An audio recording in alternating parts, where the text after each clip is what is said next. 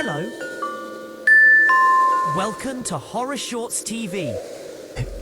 गांव के ज्यादातर घरों में दिए बुझ चुके थे। बस कहीं कहीं लालटेन की पीली रोशनी झिलमिला रही थी।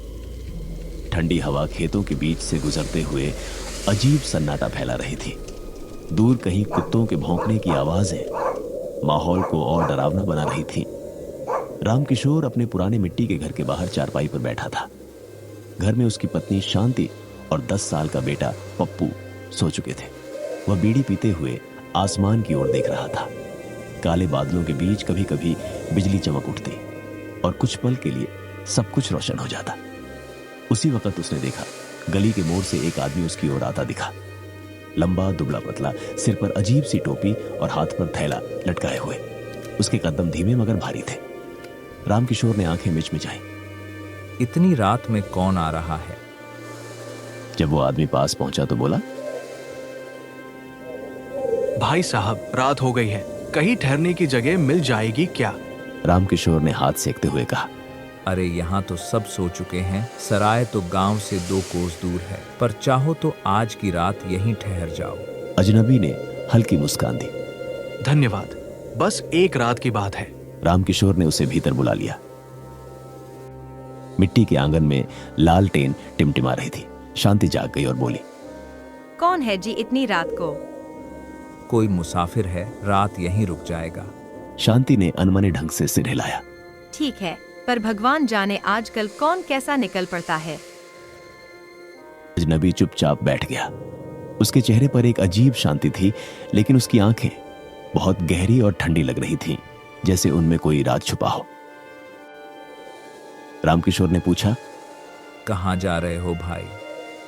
बस कहीं दूर रास्ते चलते जा रहा हूं, कोई मंजिल नहीं। अरे वाह, बिना मंजिल के मुसाफिर, फिर तो भगवान ही साथी है तुम्हारा। अजनबी ने बिना कुछ कहे बस इतना कहा। वही तो है, हर जगह। रात गहराती चली गई। तीनों ने मिलकर खाना खाया। अजनबी ने बहुत कम खाया, बस 2 रोटियां और थोड़ा दाल। फिर बोला, अगर बुरा न मानो तो मैं बाहर बरामदे में ही सो जाऊं। जैसी तुम्हारी मर्जी। थोड़ी देर में सब सो गए, लेकिन रात के तीसरे पहर पप्पू की आंख खुली। उसे लगा कोई उसके सिर पर हाथ फेर रहा है। वो चौंक कर उठ बैठा। कमरे में मंद रोशनी थी, कोई नहीं था।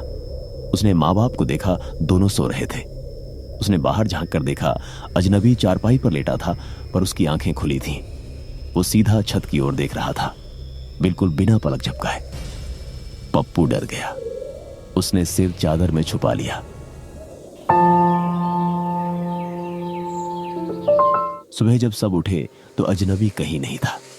बस उसकी चारपाई पर मिट्टी के कुछ अजीब निशान थे, जैसे किसी ने गीली मिट्टी में पैर रखे हों। शांति बोली, देखा न मैंने, कहती थी रात में कौन सा आदमी घूमता है। अरे शायद सुबह सुबह निकल गया होगा। लेकिन उसी शाम जब रामकिशोर खेत पर गया तो चौकीदार ने कहा, कल रात तालाब के पास किसी अजनबी की लाश मिली है। पुलिस आई थी सुबह, कोई पहचान नहीं मिली। कैसी लाश? कहते हैं चेहरा बुरी तरह सड़ चुका था, कपड़े फटे हुए थे, जैसे कई दिन से मरा हो। रामकिशोर के हाथ से खुरपी गिर गई। कई दिन से मरा हुआ, लेकिन कल रात तो वो मेरे घर में जिंदा था। रात को वह बात उसने शांति को बताई। दोनों के चेहरों का रंग उड़ गया। कहीं वो भूत तो नहीं था? रामकिशोर ने कुछ नहीं कहा, बस चुपचाप दीवार की ओर देखने लगा। लेकिन उसी पल दरवाजे पर दस्तक हुई। शांति सिहर उठी। कौन है इतनी रात को?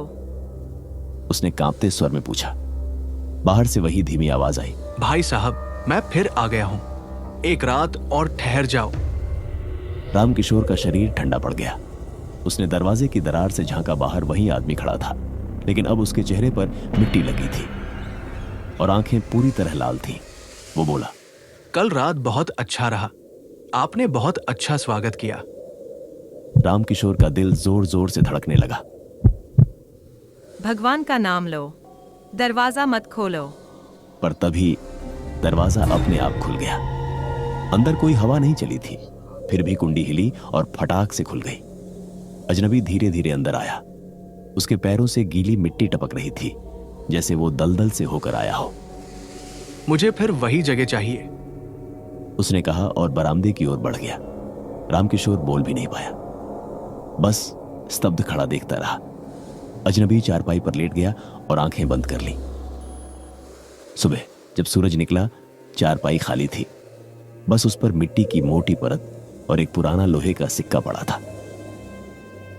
रामकिशोर ने उसे उठाया तो सिक्का इतना ठंडा था कि उंगलियां सुन्न पड़ गईं। पीछे से पप्पू बोला, बाबा, वो अंकल फिर आएंगे क्या? पता नहीं बेटा, अगर आए तो दरवाजा मत खोलना। रात को गांव के मंदिर में घंटियां बजने लगी।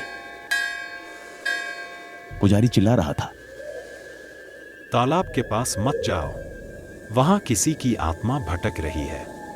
लेकिन उसी वक्त तालाब के किनारे एक परछाई धीरे धीरे उभरी। वही लंबा दुबला आदमी, उसके हाथ में वही लोहे का सिक्का था और होठों पर एक रहस्यमयी मुस्कान। उसने आसमान की ओर देखा और बोला, ठिकाना मिल गया। अब हर रात किसी नए घर में। सुबह के सूरज ने गांव के ऊपर सुनहरी रोशनी फैला दी थी, लेकिन रामकिशोर के घर के आसपास एक अजीब सी ठंडक बनी हुई थी।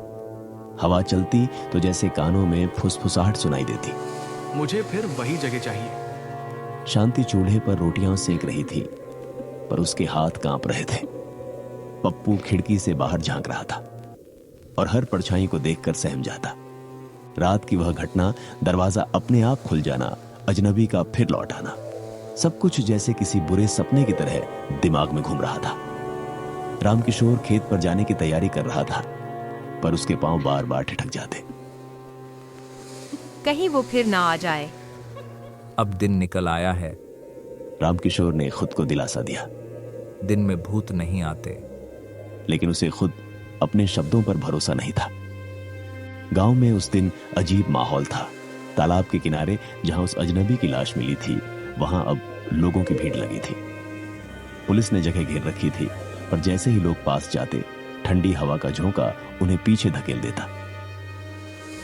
रामकिशोर ने दूर से देखा, वही चेहरा, वही कपड़े। उसका शरीर मिट्टी में आधा दबा हुआ था। पुलिस वाले कह रहे थे, लगता है किसी ने कई दिन पहले मारकर फेंक दिया। रामकिशोर का गला सूख गया। लेकिन अगर ये मरा हुआ है तो कल रात मेरे घर कौन आया था? उसी पल उसके कानों में फिर वही आवाज गूंजी, मुझे फिर वही जगह चाहिए। उसने सिर झटका, पर आवाज नहीं रुकी। अब वो साफ सुनाई दे रही थी, जैसे कोई उसके ठीक पीछे बोल रहा हो। वो मुड़ा, कोई नहीं था। शाम तक उसका मन बहुत बेचैन रहा। जब घर लौटा तो देखा कि शांति और पप्पू दोनों बरामदे में बैठे हैं। शांति, कुछ हुआ है क्या? दिन में दरवाजा अपने आप खुल गया था, कोई था नहीं। पप्पू ने डरते हुए कहा, माँ, वो अंकल फिर आएंगे ना? चुप, वो कोई अंकल नहीं थे, वो कुछ और थे। फिर उसने भीतर जाकर वह लोहे का सिक्का उठाया जो कल सुबह चारपाई पर मिला था। उसे हाथ में लेते ही ठंडक उसकी हड्डियों में उतर गई। सिक्के पर कुछ उभरा हुआ लिखा था, ना लौटने वाले का निशान। वो शब्द जैसे उसकी नसों में दौड़ गए। उसने सिक्का कुएं में फेंक दिया। सिक्का गिरते ही कुएं के भीतर से छपाक की आवाज आई, फिर सन्नाटा। लेकिन कुछ पल बाद कुएं से धीमी हंसी की गूंज उठी। रात को उन्होंने दरवाजे, खिड़कियां सब कसकर बंद कर लिए। लालटेन जलाकर शांति ने भगवान की तस्वीर के आगे दीपक रख दिया। अब तो चैन से सो पाएंगे।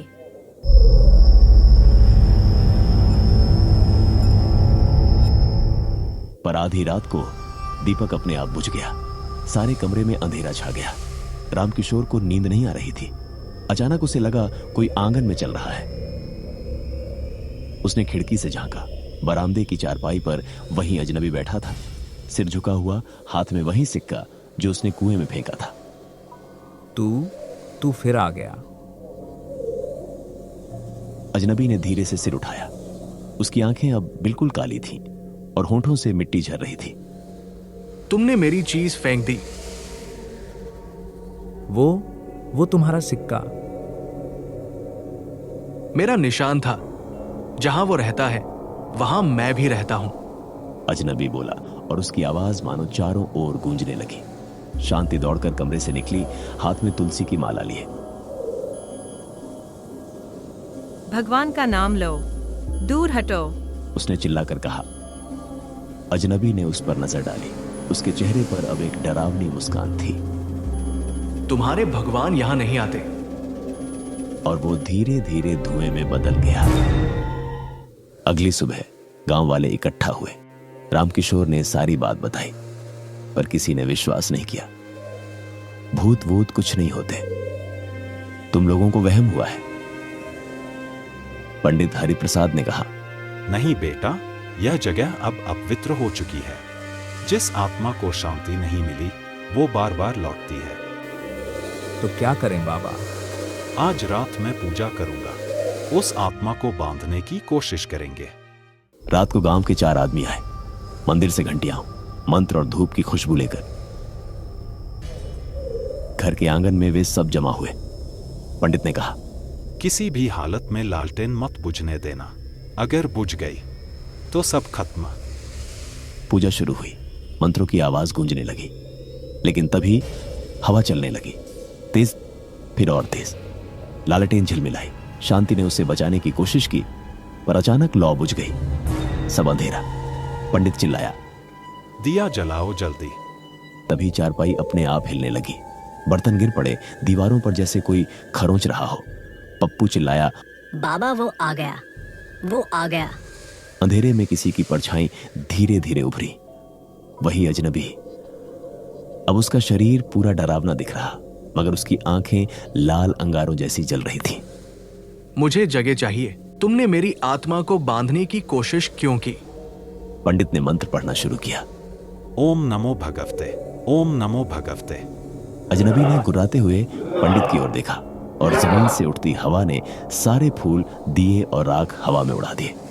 रामकिशोर ने साहस कर कहा, कौन है? तुझे क्या चाहिए? अजनबी ने ठंडी हंसी हंसी। मुझे बस ठिकाना चाहिए जहां मैं अधूरा नहीं रहूं। अधूरा? कैसी अधूरा? हाँ, उसने धीरे धीरे पास आते हुए कहा, मेरा शरीर तो मरा, पर आत्मा को किसी ने जलने नहीं दिया। मेरी चिता अधूरी रह गई थी। अब मैं हर घर में जाता हूँ जब तक कोई मेरी आत्मा को पूरा मुक्त न करे। शांति कांपते हुए बोली, अगर हम तेरी चिता जलाए तो तू चला जाएगा। अजनबी कुछ पल चुप रहा, फिर बोला, हाँ, पर ध्यान रखना, अगर किसी ने डर दिखाया तो मैं सबको साथ ले जाऊंगा। अगली सुबह पंडित ने सब गांव वालों को बताया कि आज शाम उस अजनबी की चिता फिर से जलानी होगी। सबने मिलकर तालाब के किनारे लकड़ियां रखी और उसकी अधेली लाश वहां लाई गई। सूरज डूबने को था। हवा में अजीब सी गंध थी, सड़ी मिट्टी और धुएं की। रामकिशोर, शांति और पप्पू भी वहां थे। पंडित ने कहा, अब जब आग लगाओगे तो पीछे मत देखना, आत्मा निकल जाएगी। रामकिशोर ने माचिस जलाई और लकड़ियों में आग लगा दी। धीरे धीरे लपटें उठी, जलने की गंध हवा में घुल गई। सब पीछे हट गए, लेकिन अचानक किसी ने पीछे से आवाज दी, मुझे फिर वही जगह चाहिए। रामकिशोर का दिल जैसे रुक गया। वो वही आवाज थी। उसने पीछे देखा, वही अजनबी खड़ा था, मुस्कुरा रहा था। तू तो जल रहा है। वो मेरा शरीर है, पर आत्मा अभी नहीं गई। क्यों नहीं गई? पंडित चिल्लाया। क्योंकि जिसने मुझे मारा वो अब भी जिंदा है। यह सुनकर सब सन्न रह गए। रामकिशोर ने डरते हुए पूछा, किसने तुझे मारा था? अजनबी ने धीरे से तालाब की ओर इशारा किया। वही गांव का चौकीदार। सारे लोग चौकीदार की ओर देखने लगे। उसका चेहरा पीला पड़ गया। मैं कुछ नहीं जानता। वह बड़बड़ाया। अजनबी ने कहा, तूने मुझे रात में धोखे से मारा था, मेरे सिक्के छीन लिए थे